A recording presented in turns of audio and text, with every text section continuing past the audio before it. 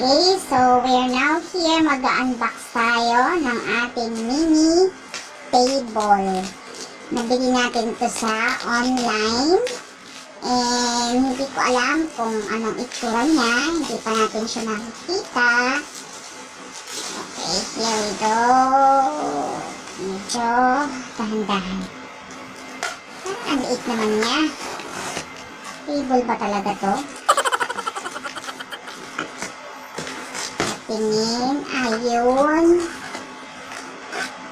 Dito mo banda kasi hindi makita yung shot. Yan na yung mga tornilyo. Yan. Mamaya papakita ko sa inyo yung itsura niya, kung anong itsura niya pag na-assemble. Okay, so ba? Sunod ganito siya. Parang laruan ang taan-taan. Plastic ba to? Ano itong laro ito? Kahoy o plastic? Yan. So, meron siyang ganyan. Maganda. Kahoy ba ito? Plastic. Parang laruan. Table ba talaga ito? Yan. Yung mga parts niya. Sobrang na siya kaliit. Grabe naman. Wow, ang ganda ng packaging niya. May libre siyang ganito. Cute. Okay, so guys, i-assemble na natin kung paano siya. Hala, hindi natin alam kung paano to. Paano kaya to? Teka lang ha. Ayan, mukhang sinushoot siya dito. Sana ganun nga. Parang may butas. Ibig sabihin, nalalagay siya ng tornilyo.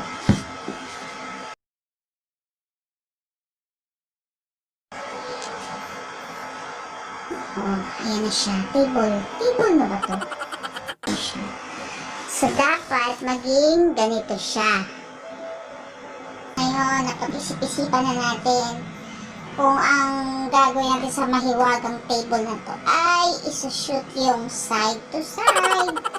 Sabi nga ni Ariana Grande, side to side. Ayun. Diba? Okay na siya. Ayun. Success. Ngayon, doon na tayo sa kabilang side. Sana yung kabiyak. Oh my gosh. Ang hirap magpasok sa butas. Comment below guys kung sino magaling magpasok sa butas. Ay, hindi pa tumatagal na lang. Ang lupit naman itong butas na. Ano ba? Ibalikan siya natin. Dito siya pumasok eh. Oh! Pumasok ka na naman. Tapos lalabas ka na naman. O yan. Okay na. Ano talaga naman pasaway.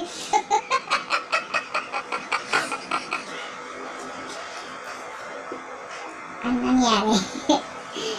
Bakit ba kasi ang taba-taba mo? Ang liit nung papasukan natin. Oh. Ano kung nagkasya dyan? Ano ba talagang para dyan?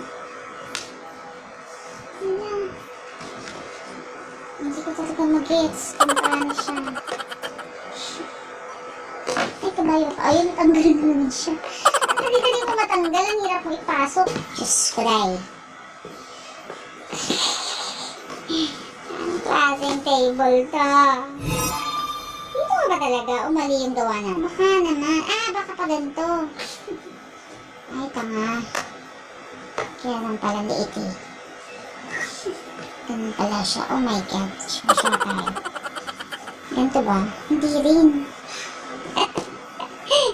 Na-scam na naman tayo guys. Hindi na naman pumapasok. Ano bang gagawin dito?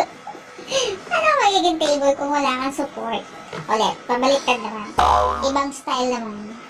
Ayan, tabi na naman tayo. So, ganyan mo. Forward mo ng konti.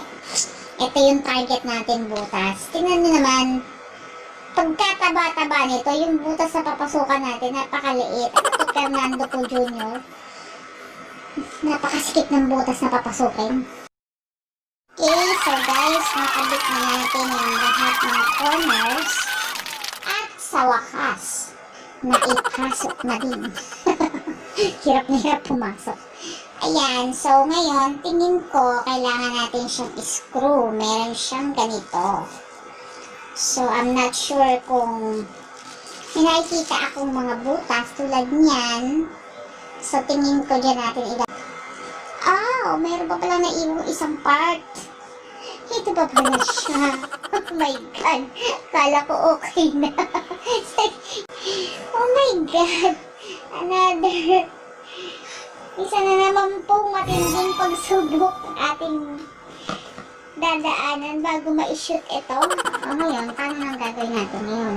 Hindi na nga siya pumapasok, diba? Pumasok ka ba kanina? Pag pinagpilitan natin ito, matatanggalan namin yung kabila.